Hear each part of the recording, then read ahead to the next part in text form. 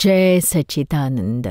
आपल्या सगळ्यांच्या अंतरंगात विराजमान परमात्म्याला अत्यंत भक्तिपूर्वक अभेद्य भावाने नमस्कार नमस्कार नमस्कार. मृत्यूच्या रहस्याविषयी आपल्याला आणखी काही बोलायचे आहे. खास करून आत्महत्येमुळे जे मृत्यू होतात त्याविषयी बरेच मुद्दे आहेत. ते खोलात जाणून घ्यायची गरज आहे. कारण आजकालच्या जमान्यात आत्महत्येसारख्या गोष्टी जिकडे तिकडे आपल्याला ऐकायला येतात आणि खूप आत्महत्येच्या घटना घडत आहेत. रोजच्या न्यूजपेपरमध्ये बघितलं तर कुठे ना कुठे कुठल्या ठिकाणी 2-5 जणांनी तरी आत्महत्या आपल्या आसपास केलेलीच असते. मग इतक्या सगळ्यांनी आत्महत्या करण्याची काय गरज आहे का? मृत्यू सरळ आणि स्वस्त आहे का? जीवन इतकं स्वस्त आहे का? किती मौल्यवान आहे हे मनुष्य जीवन. हे आयुष्य जर अशा प्रकारे आपण संपवलं, त्याचा शेवट केला, तर त्यात मग शहाणपण काय?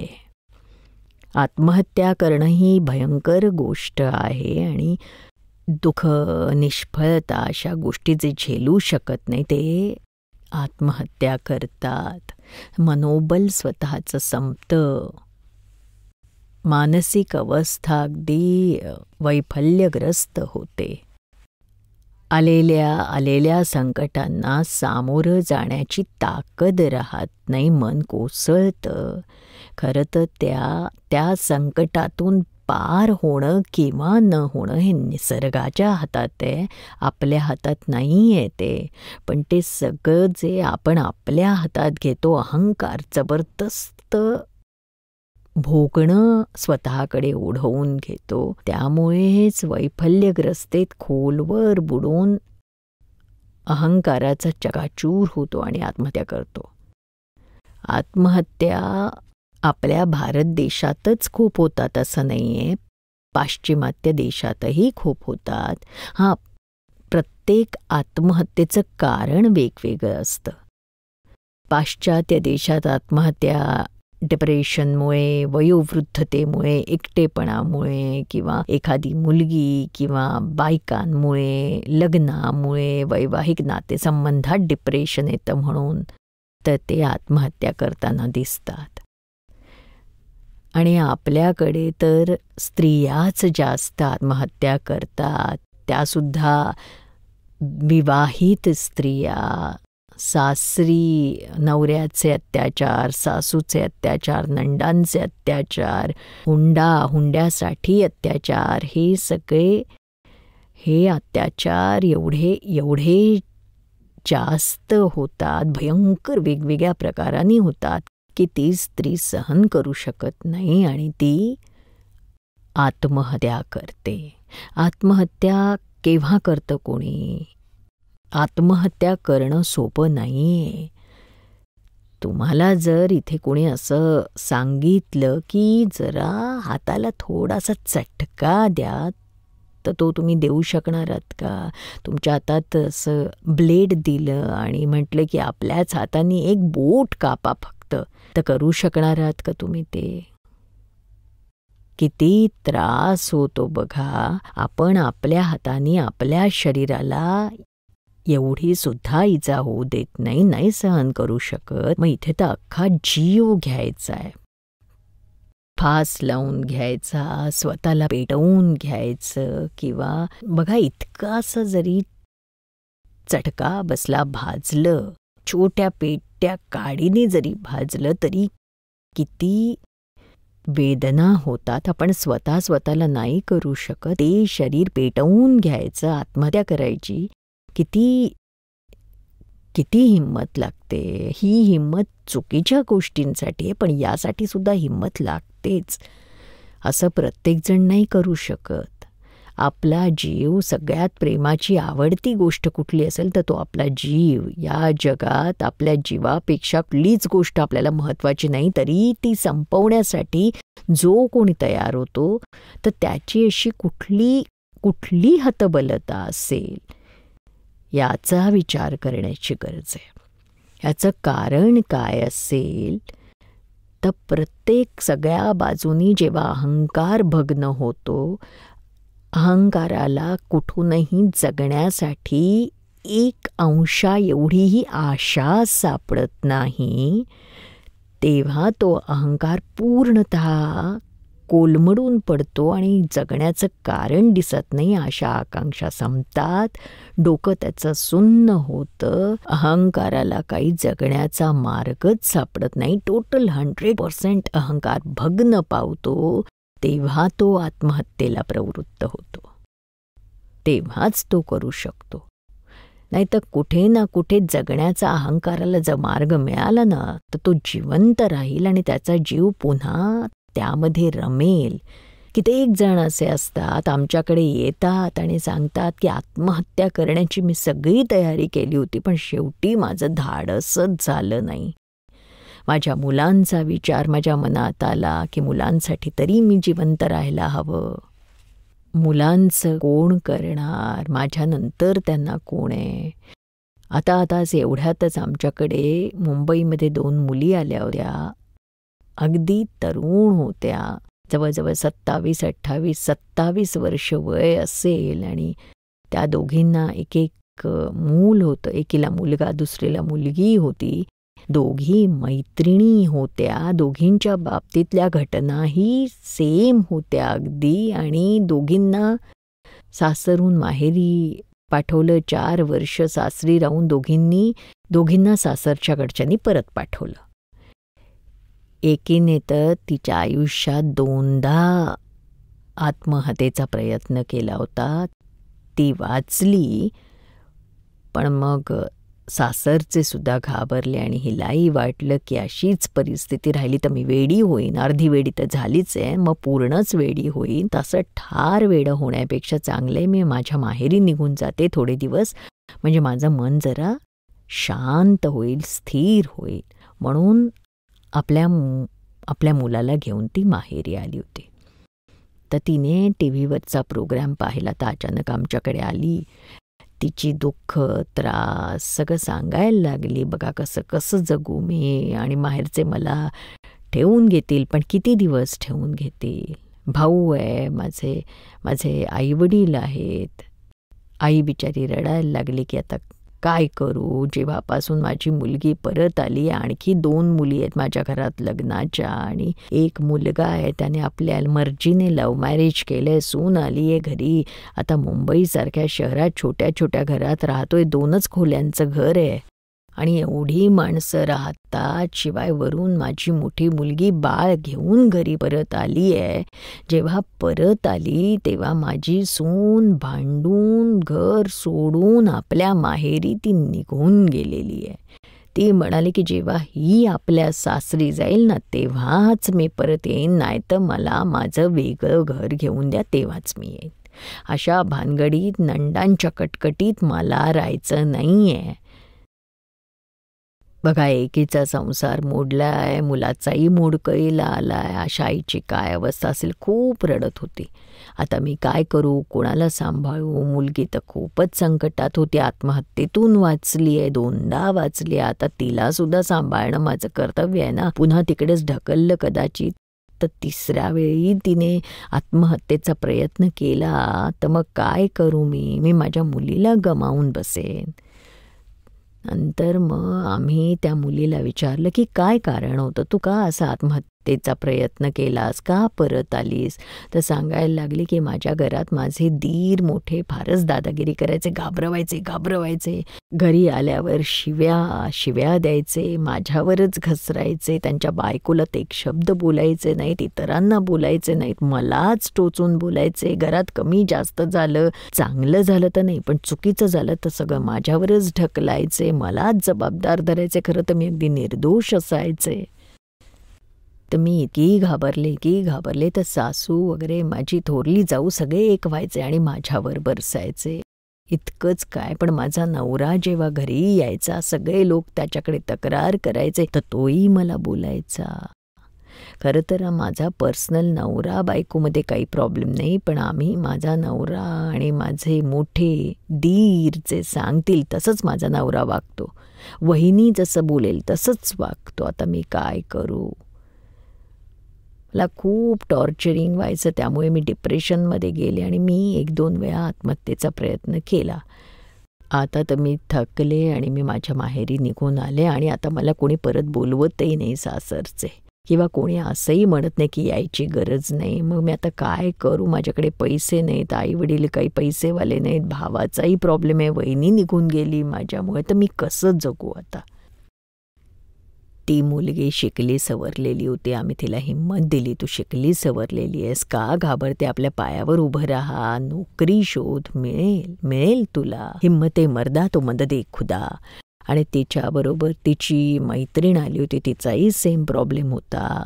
तिचाही सासरा खूप रागीट होता, प्रत्येक गोष्टीत तिला मारायचा, केसांना पकडून घराच्या बाहेर हाकलून द्यायचा. रात्रभर रडत बाहेरच्या ओट्यावर बसून ती रडायची आणि कधीतरी सकाळी घराचा दरवाजा उघडला जायचा. काय करायचं? जायचं तर कुठे जायचं? माहेरी आलं तर तिथे कोणी ठेवून घ्यायला तयार नाही, भाऊचे तर साफ नाही म्हणतात, आई वडील बिचारे लाचार. काय करायचं त्या मुलीने? तर एकदा शेवटी एके दिवशी तर खूप मारलं तिला. त्यांच्या शेजाऱ्यांनी तिला आणून तिच्या माहेरी सोडलं. आपल्या लहान मुलीला घेऊन ती आली, म्हणाली काय करू आता? मला बोलवतही नाहीत, माझ्यासाठी कायमचं घर बंद झालंय. आम्ही म्हटलं तुम्ही दोघी मैत्रिणी आहात, शिकलेल्या आहात, हिम्मत धरा आणि आपल्या पायावर उभ्या राहा. नवरा जर बोलवत असेल, त्याला डिवोर्स हवा असेल तर देऊन टाका. प्रेमाने बोलवत असेल तर ठीक आहे, नसेल तर काय करणार? मग इतक्या लाचारीने आपल्या माहेरी राहायचं, त्यापेक्षा दोघी जणी मिळून एक वेगळी छोटीशी खोली घेऊन दोघी कमवा. दोघी मैत्रिणी आहात, फ्रेंड्स आहात, बहिणींसारख्या एकमेकींसोबत राहा, बाकीचं आयुष्य काढा. दोन्ही मुलांना आपापल्या मुलांवर चांगले संस्कार करा, शिक्षण द्या. त्यांनाही एकमेकांना बहीण भावासारखा प्रेमाचा सहवास मिळेल, जीवन जगण्याचा काही ना काही मार्ग मिळेल. पण आत्महत्या चुकूनही करू नका. आत्महत्या करून दुःखांचा शेवट होत नाही कधीच. तुमच्या मागे मुलांचे काय हाल होतील. इतकंच नाही तर आत्महत्या केल्यावर शास्त्राने म्हटलंय, ज्ञानींनी सुद्धा सांगितलंय, दादा भगवानांनी सांगितलंय आणि आम्ही म्हणतोय की एकदा आत्महत्या केली तर 7 जन्मापर्यंत तुम्हाला आत्महत्या अशीच पुन्हा भोगत संसारातून त्राहिमाम होऊन तुम्हाला आत्महत्या करावी लागेल. तर असं कशासाठी करायचं? म्हणून आता जे काही घडतंय त्यावेळी धीराने काम घ्या, त्याला सामोरं जा, काहीतरी मार्ग काढा, पण मरायचं नाही. त्यामुळे दोघींना खूप हिंमत आली. दोघींनी आमच्याकडून ज्ञान घेतलं. मोठ्या हिमतीने, पूर्ण धैर्याने म्हणाल्या की आम्ही आमच्या पायावर उभ्या राहणार, पुढचा मार्ग शोधणार. बघा, असं काही व्हायला हवं. आम्ही तर म्हणतो, म्हणजे अशा आत्महत्येचा विचार करणाऱ्या स्त्रियांना सांगणं आहे की अशा कित्येक स्त्रिया आहेत ज्यांना माहेरी जबरदस्तीने पाठवलं जातं. अशा स्त्रियांची संघटना व्हावी, अशा स्त्रियांनी एकत्र यावं, आपली एखादी संस्था स्थापन करावी, आश्रम स्थापावा, काहीतरी करावं, स्वतःच्या पायावर उभं राहावं, अगदी आत्मनिर्भर बनावं. पतीने दिला तर दिला, अर्धा हिस्सा दिला तर ठीक, नाही दिला तरी ठीक, आपल्या हिमतीवर जगायचं आपण. पण आत्महत्या करून आपलं जीवन संपवण्यात काही अर्थ नाही आहे. भयंकर पापकर्म बांधलं जातं. 7 जन्मांपर्यंत अधोगतीला जावं लागतं. अवगतीसुद्धा होते, पुढचा काहीच भरोसा नाही. म्हणून अशा चक्रामध्ये पडू नका आणि हे जीवन पूर्णतः जगा. काहीच जमलं नाही तर स्वतःपुरतं कमवून समाजाच्या सेवेसाठी जीवन अर्पण करा. नक्कीच मार्ग सापडेल, मार्ग मिळेलच. जेव्हा अशा मुली येतात तेव्हा आम्ही त्यांना खूप धीर देतो. एक मुलगी येते, तिला लहान मुलगी आहे, तिने लग्न केलं, खूप संस्कारी आणि धार्मिक घराण्यातली होती. ती मुलगीसुद्धा अध्यात्मात खूप रमलेली होती. लग्न करून खूप दूरवर निघून गेली होती आणि तिकडे तर सगळं नवीन होतं. तिकडे ॲडजस्ट करणं तिच्यासाठी त्रासदायक होतं. तिची सासू अगदी जमादारासारखी होती, सतत बसून असायची, काही काम करायची नाही. बसल्या बसल्या हिच्याकडून मात्र दिवसभर काम करून घ्यायची, कामगारांसारखं राबवायची तिला. आणि सासू तिला सतत टोमणे मारायची, ऐकवायची. स्वतःचा मुलगा आला की सुनेविषयी सुनेच्या तक्रारी सांगायची आणि तक्रारी ऐकून मुलगा सुनेला झोडपून काढायचा. त्यामुळे ही मुलगी खूप दुःखी होती. तिला मुलं झाली तरी तिचं हे दुःख कमी झालं नव्हतं. एवढंच काय, पण तिचा नवरा तो इतका संतापी होता. रोज जेवायला आल्यावर त्याच्या टेबलवर सगळं काही तयार असायला हवं. एखादी गोष्ट जरी टेबलवर नसेल तरी त्याला खूप राग यायचा आणि रागाने न खाताच उठून जायचा. एकदा तर असं झालं की जेवायला आला तो, तर टेबलवर त्याच्या पत्नीने सगळं ठेवलं होतं, फक्त भात ठेवायला ती विसरली. कारण तिच्या डोक्यात होतं की भात कुकरमध्ये राहिलं तर गरम राहील, मग वाढेन गरम गरम. म्हणून भात तिने कुकरमध्येच ठेवला. तर याने पोळ्या भरपूर खाल्ल्या. तर बायकोच्याही लक्षातच आलं नाही की असं का झालं, काय झालं याला, हा पोळ्याच का खात सुटलाय. तिला वाटलं यांना जास्त पोळ्या खायच्या असतील, भात खायचा नसेल, म्हणून ती काही बोलली नाही. तर नंतर तिला वाटलं की ती भात आणून टेबलवर तर ठेवावं, म्हणून तिने भात आणून टेबलवर ठेवला. तर तो भात बघून तिचा नवरा इतका कडाडला, 2 मुस्कटात मारल्या, खूप चिडला. म्हणाला की तुला माहीत नाही का, मी जेवायला बसेन तेव्हा टेबलवर सगळं मांडलेलं असलं पाहिजे. इतकी वर्ष झाली तुझ्या डोक्यात ही गोष्ट घुसतच नाही, आणि असं कसं आहे, तुझं डोकं काय भरलंय तुझ्या डोक्यामध्ये. अशा खूप शिव्या दिल्या त्याने तिला, जोरात थप्पडही मारली. त्याचा परिणाम असा झाला की तिचा अहंकार भग्न झाला. तसं तर तिचा अहंकार आतल्या आत दुखावत होता, भग्न होत होता, पण यामुळे मोठाच घाव बसला. तर तो तिला सहन झाला नाही. तिला वाटलं की असं रोज रोज सहन करण्यापेक्षा इतकी काय मोठी चूक झाली, जरा तोंडाने मागितलं असं काय फरक पडला असता. पण नाही, हे पुरुषसुद्धा फार अहंकारी. ती काय नोकर आहे का, पेड सर्वंट आहे की तिच्यावर अशी दादागिरी करायची. अर्धांगिनी आहे ती, जितकं तुमचं आहे तितकंच तिचंही आहे. तर इतकं चिडल्यावर तिचा अहंकार दुखावला गेला आणि ती सहन करू शकली नाही आणि तिने T20चं औषध प्यायलं. चुकून असं झालं की T20मध्ये केरोसिन मिक्स केलेलं होतं, बाटलीत मिक्स करून भरून ठेवलं होतं. तेच तिने घाईघाईत प्यायलं होतं. त्यामुळे ते थोडंसं डायल्यूट झालेलं होतं. बेशुद्ध पडली होती. डायल्यूट झालं होतं म्हणून वाचली आणि मेली नाही.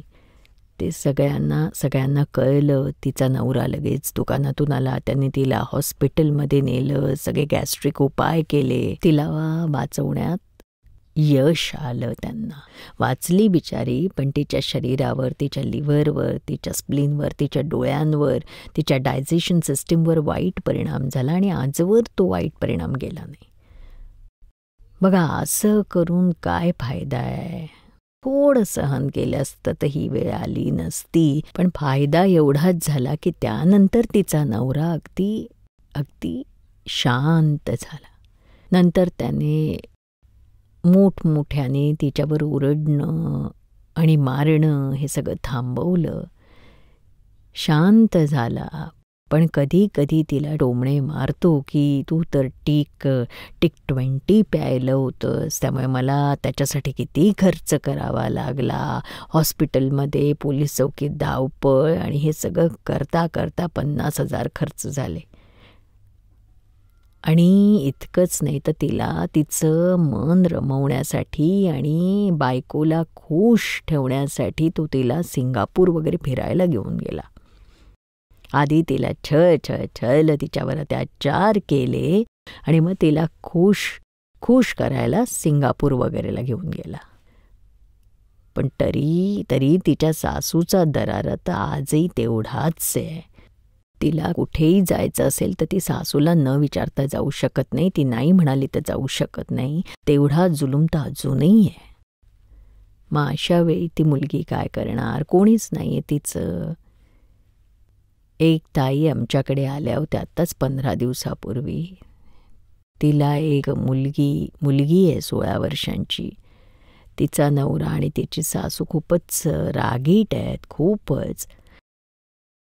नवरा तर इतका रागीट आहे, प्रत्येक गोष्टीत तिला रागावतो. मुलगी इतकी मोठी झाली आहे तर तिच्या समोरही तिला ओरडतो आणि सासू तर तिला खूपच छळते. मारझोड मारहाण नवराही करतो आणि ते तिला सहन होत नाही, पण करणार काय. म्हणून तिने 2-2दा आत्महत्येचा प्रयत्न केला. मग ती माहेरीसुद्धा निघून आली. तिच्या बहिणीच्या सासूने तिला खूप मदत केली. नंतर तिला आमच्याकडे सत्संगाला घेऊन आली तर ती मोकळेपणानं बोलली आणि ती म्हणाली, तुमच्याजवळ बसून सत्संग ऐकून तुमच्याकडून ज्ञान घेण्याने शांती लाभली. मी 2दा आत्महत्येचा प्रयत्न केला होता, पण आता मात्र माझ्यात हिंमत आली. मी सगळ्यांना ठणकावून आणि छाती ठोकपणे सांगते की कधीही चुकूनही आत्महत्या करायला जाऊ नका.